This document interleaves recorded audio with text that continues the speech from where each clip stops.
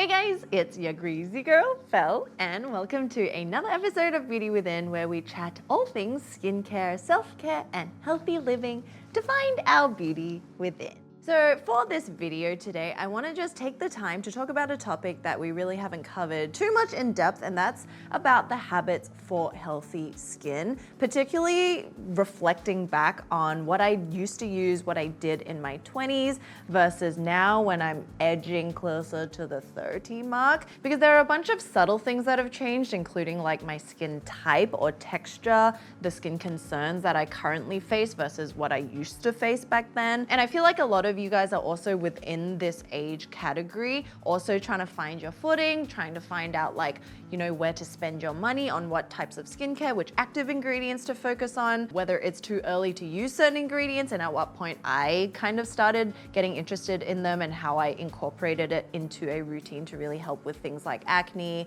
and hyperpigmentation. And we want to thank Versed for sponsoring a portion of this episode so that we can share more interesting products with you guys that are affordable, as well as the tips for maintaining youthful and glowing skin. Always.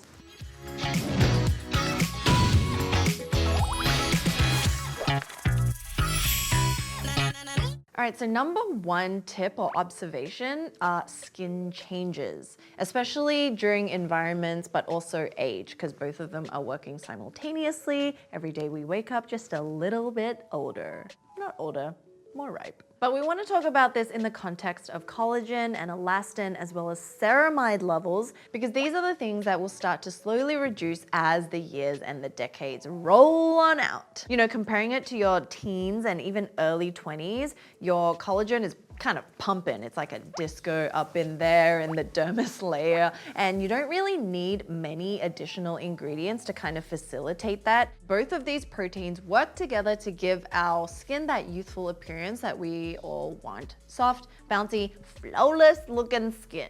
And as we age from about 20s and onwards, our hormones signal to our bodies to start producing less collagen, roughly, by 1% less each year. But it isn't until we hit maybe around our 30s and onwards that the collagen and elastin production really starts to slow down the most, which can lead to the effect that your skin appears a little more thinner, maybe more fragile, maybe even more dull looking. It was only maybe towards last year, or even like the end of the year before, I start to see that you're kind of settling into your face a little bit more. It's more of that mature look, but it's not as rounded and plump as before. What about ceramides? Because ceramides, I feel like, are also one of those ingredients that we hear about but never really get excited about, but it's actually very exciting, guys, let me tell you. For those who don't know, ceramides are essentially like the glue that your body produces naturally to hold the skin cells together and make a waterproof barrier that keeps in the hydration and keeps out things like pollutants and bacteria. And it's naturally occurring in our sebum alongside vitamin E, fatty acids, cholesterol, and it makes up the acid mantle, which is super important. And I think this is actually why my skin has moved from really oily to more like combination. It's like evened out in the middle. I'm no longer super oily. I'm like dry actually sometimes. And if you're the type of person that has other skin conditions like psoriasis or eczema or even atopic dermatitis, you'll also probably find that you start off with lower levels of ceramides to begin with, which makes sense since it is all about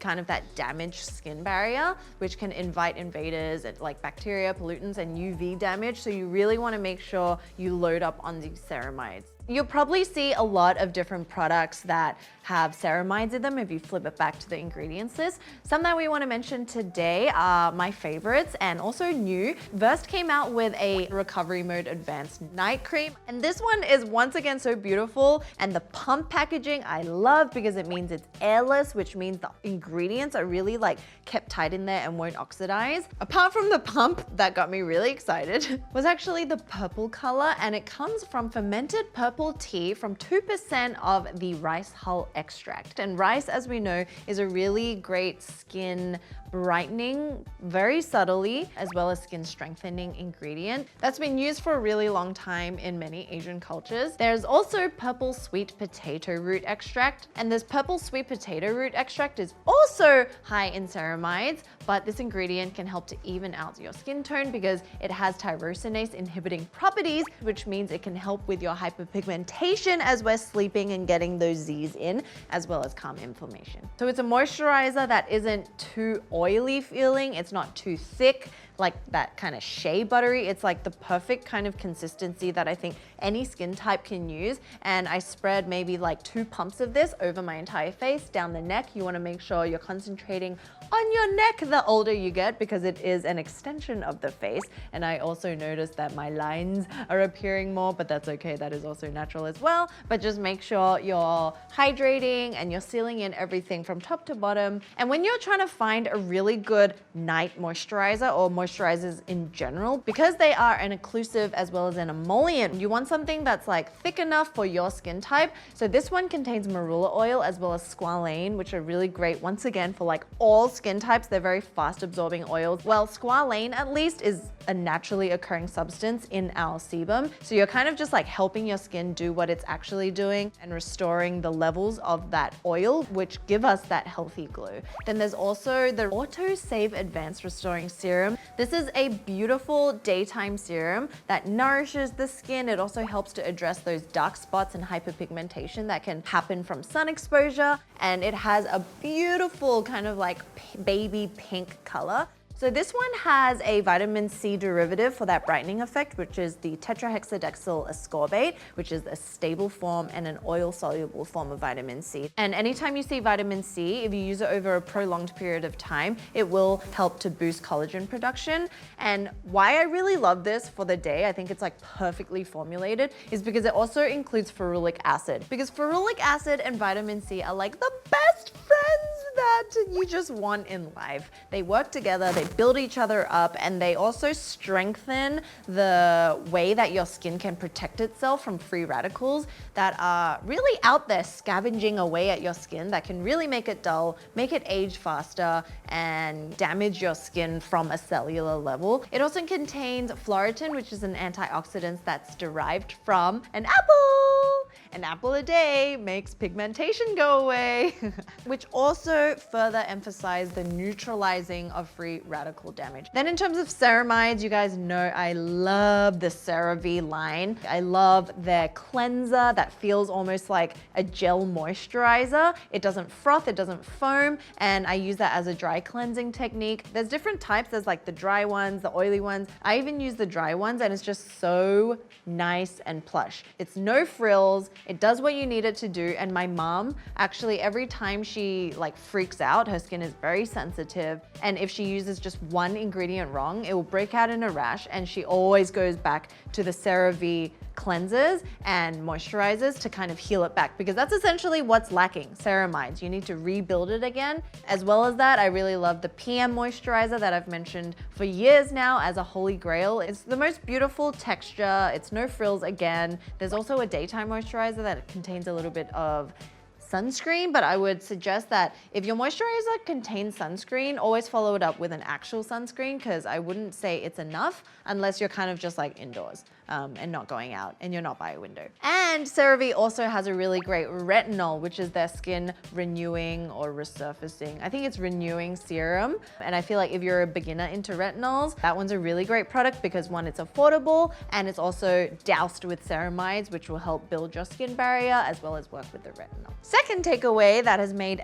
the most difference, I think, on the journey to clear skin is understanding hormone levels and how to balance them. If you thought that hormone changes stopped occurring after puberty, you'll be surprised and you'll be brutally mortified that no, that is false. And it keeps changing into adulthood. In terms of what happens to males and females, it's a little bit different, and what peaks at certain times is also different. So for males, testosterone levels peak at puberty, which is why they can experience more moderate to severe types of acne in their teenage years. But for females, the androgen levels peak during early adulthood, which is why they can develop acne definitely in their early 20s. And thinking back to when I was in my early 20s, I think, you know, your cycle has a lot to do with how much hormonal acne comes up, and that definitely did bring me down a lot, because no matter what I seemed to use in terms of skincare, could not rectify what was going on actually within, which is why I'm very passionate about this topic. And those of you experiencing hormonal acne definitely know what you're going through, because it's cystic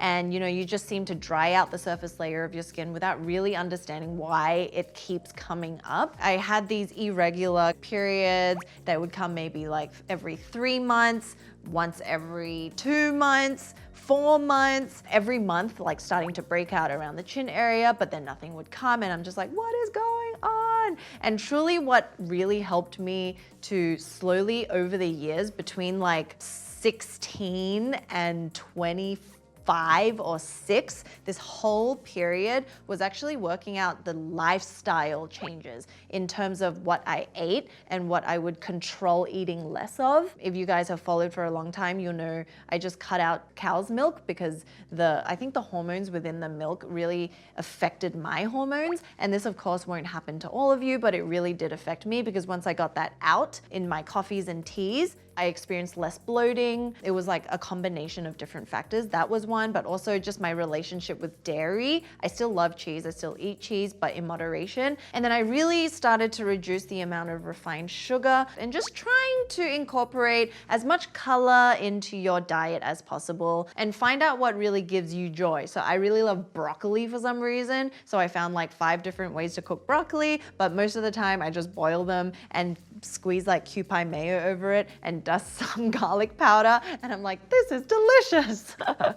So after 26, my periods actually started coming every month. It starts to regulate and everything starts to regulate. And that was when I really saw the most difference in my skin. Like, it wasn't flaky, cystic, red, inflamed all the time. And I just felt better overall. In terms of products, I definitely feel like there are ones that can help. And for me, that's more like the retinols. Vitamin A or retinol can help to minimize pores, which means that it's controlling the amount of sebum that's coming through, which can then obviously control the breakouts that can potentially happen and form. And my go-to are the different gel. You can use it when you can foresee that it's coming up to your problematic time. And if you experience dryness, just use like, you know, a really good moisturizer after that. And then I personally just stop using it when I feel like I'm cleared up again. Other good affordable retinol products, Naturium has a bunch. Cerave, as I mentioned earlier, has really great ones too. And Beauty Bay, all of these are really great affordable options. The other thing is really Curology, and I started using this at the same time that like my body was starting to regulate itself. So it was like a double whammy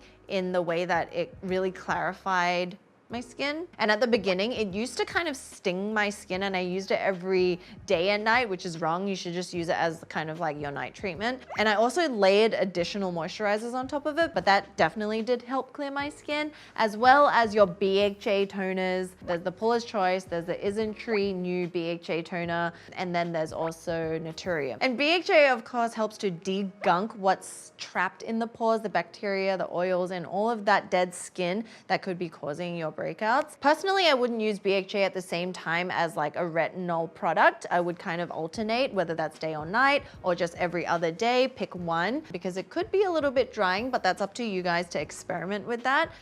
All right, third takeaway is get intimate with your microbiome. So for this one, there's 3 main things that I want you guys to take note of, and that is stress, skin barrier, and the microbiome, because they all work together in a very intricate system, but it can be simplified. So when we get stressed, obviously it affects our hormones, it affects our bodies, and that can really affect the skin barrier from the inside as well as, of course, the outside. And the skin barrier is made up of a very complex and diverse microbiome. So the microbiome are essentially an ecosystem of good and bad bacteria that live on the surface of our skin, on the acid mantle, to actually protect us like a wetsuit. So if the skin barrier is this wall, the microbiomes are the little tiny soldiers that help to protect it from a microscopic level. And this can also go out of whack with stress and even with age, because as we age, we have different bacteria. And fun fact, we have a different microbiome in different areas of our body, which is why your armpits don't smell like your face and vice versa, because that would be really disgusting. So you can always tell, it's like different countries of the world. There's different humidity levels in areas, which will mean there's different bacteria there. And so when the bacteria goes out of balance, it has the ability to disrupt everything about your skin. It can attack the collagen and elastin. It can attack the acid mantle, which contains all those fatty acids and ceramides that actually keep us safe. On top of that, it's not just the skin microbiome or the body microbiome, it's like the gut microbiome. Everything plays a very intricate role in how the nutrients are dispersed in different areas of our body, which will impact our mood, which will therefore impact our skin. So it really is all working together, guys. So if you're like, okay, I'm on board, what do I do? So there's prebiotics, which is basically food that feeds the good bacteria. And then there's probiotics, which is the bacteria itself, the ones that we want. And then there's postbiotics, which we don't hear as much about in terms of skincare ingredients, but that's the byproduct of when the good bacteria has been well fed and it produces these things that's like happy. It's like happy gas. So there's actually a lot of these probiotic or prebiotic filled formulations in skincare, and they can actually be really affordable too. For example, Beauty Bay has a super jelly cleansing gel that contains prebiotics, which is the food for the good bacteria, as well as avocado. And this one is really great for subtle brightening and evening out properties because it contains that super gentle chemical exfoliant known as PHA. And this one is just a really gentle gel, kind of like milky cleanser that I love using as a dry cleanse. So you just work it into the skin straight when it's dry and then emulsify it with a little bit of water, work it in for 60 seconds. And it's super easy to wash off. It's really affordable, and the whole Beauty Bay line I'm a fan of. And then one of Rowena and my kind of favorite standout prebiotic and probiotic products comes from Neogen. In their Dermology probiotics line, they have a serum, they have mask, they have a gel moisturizer, but we love the double action serum. It comes in this 2-chamber kind of system where you press one out first and then follow with the other one, and it contains super probiotics and prebiotics as well as ceramides and hyaluronic acid. So all of that is really strengthening your skin barrier without adding anything that's potentially irritating. So if you're not in the market for a serum, once again, there is the cream, and this is their Relief Cream, which is also really lightweight. It does leave that very nourished feeling. It's not a straight up gel cream that dissipates to nothing. That's why I think Rowena also really enjoys it. It's like a yogurt texture, very lightweight, and helps to minimize any fine lines that has to do with dehydrated skin. Once again, this also contains the probiotics as well as 11 types of peptides, collagen, and adenosine, as well as niacinamide. And this whole line actually smells really great. It reminds me of like yogurt grape for some reason. Not sure if everyone will be into it, but Ro and I thoroughly enjoy it. So yeah. Can't argue with this one, can we, folks? Fourth tip is reading our skin. So my personal experience is kind of broken up into 3 stages. Thinking back to when I was in Australia, I was in my teens, I was outside a lot, I didn't use sunscreen, I didn't use moisturizer because I thought I was oily, and everything that attracted me to skincare at the time would be to dry out my skin. And that was also the time I used to use like harsh green scrubs and just try to like sandpaper away any sort of texture. Oh my God, thinking back, I'm like, what were you doing, woman? And then I would try cover it up with things like, you know, concealer and whatnot. So that was ground zero. You can only move up from there, right? Second stage was pre-Beauty Within. So working on Beauty Within, obviously we're exposed to way more information, just in general. Like you go on YouTube and literally everyone is sharing their experience, right? So we're open to so much more. But before I started, I was just part of, probably like most of you guys, overwhelmed by choice, not knowing what it is that I should really be looking for, and having like all these marketing and product labels kind of use buzzwords that will make me feel like I know what I'm doing, but it never really works. But that's actually when I started getting into experimenting with a lot of ingredients. I remember that was when I first started the Drunk Elephant Glycolic Acid Serum, which actually helped me. And they were all really effective. They really did tone down my acne. But what I didn't know was hydration, because everything I bought was still acne focused. And I thought, like, hydration, who needs hydration? How can that help me? That has nothing to do with me. That's like dry skin people. And then of course you're making a little bit more money, so you can buy certain things, but you're still like very frugal because skincare is expensive, which is why, moving on to Beauty Within, when we started, most of the videos that I tried to do at that time was breaking down ingredients, because I personally wanted to know what was in each product that was actually helping with my acne and whether it was there for any reason. And then into, I guess, the bonus stage. I wouldn't call it advanced stage, but it's like the core. It's like full circle, realizing that hydration will actually give you the most. The boring ingredients like ceramides are the best. No matter how fun and funky like key active ingredients seem to be, they're only used momentarily, and then you always want your core. It's like, you as a person, you should have a strong core, and then you can have fun everywhere else. It's kind of like that. So then now my skin is obviously the best it's ever been, due to hormones regulating, due to being more educated in every ingredient and what it can do for my specific skin, and having the products available on my vanity that I know I can just kind of reach to, and also keeping in mind that I don't have to spend a lot of money to get good ingredients, because the best ingredients are well researched and affordable.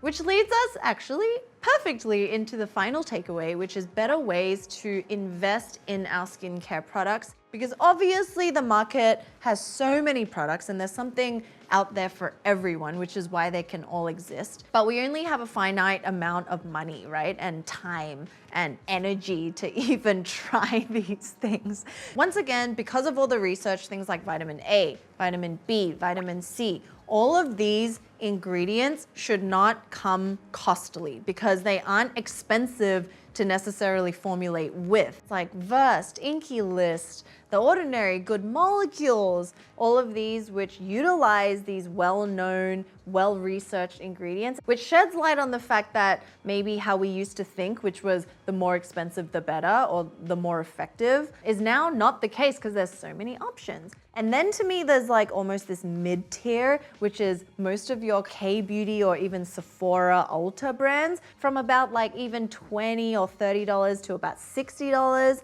It's not super luxury, but it's not really affordable either. So I think of brands like Peach and Lily or even Pharmacy, and they formulate such awesome ingredients, and they're backed with studies, it's well researched, and they accommodate to people who might not necessarily be able to use heavy, potent ingredients, but they formulate it in a way that is acceptable to the most like gentle of skin, and adds a fun experimental nature into skincare that makes it really enjoyable. And there's a whole new kind of like industry of luxury in my mind. Before, it used to be the big kind of like brand houses that maybe my mom would really be into, like, Clé de Peau or Clarins, and like you would find them at department stores. And although they still come out with really great products, there's a different kind of high end now, like Ven, for example, or even Neon, that takes the most cutting edge kind of technology or formulations or ingredients that aren't as widely known, but there's the option because it's almost in a league of its own, and it's really exciting. And that's personally where I would spend my money if I wanted to invest in something that I was passionate about. Like, say you're really into vitamin C and you have super sensitized skin and you can't use it, then the Compound K serum from Ven is awesome. And then you have like Neod with your modulating glucoside, which is so unique because of the fact that nothing else really like relates to it. That's where I would get excited over if I wanted to shell out some more money. And then there's another category of the more like high-end or more expensive, which I would buy just purely for the pleasure of using. And that to me is like the fresh kombucha essence. I don't feel like it does a whole lot, but I just love when I do use it. And so that would equate to me happily spending money on it just for that. And that will be different for everyone. And a little tip or hack is, it's not really a hack, but you can always find small travel sizes of a lot of these products if you're wondering and curious, just to know if it's something that you really want. Gotta try before you commit, you know? And of course, like Ro really loves her vintage essence, but can you find a green tea essence toner that does very similar things to that? Yes, you know, like Benton, Isntree, they're so awesome. So it really depends on what it is that sparks joy in you and ingredients that you know you love, and you can try them across the spectrum, see which one is the porridge that's right for you. So guys, I hope that sheds a little bit more light about how to take it easy, how to take it slow, things to keep in mind as, you know, we're getting a little bit older and also a little bit wiser, mature, more educated on everything, so we can make the best decisions for our life, our skin, our mind, and our body. We want to thank Versed again for sponsoring a portion of this video. And if you want to see more videos on acne or skincare routines, click here and there'll be something for you right here. And until then, we'll see you very soon in the next episode. Bye.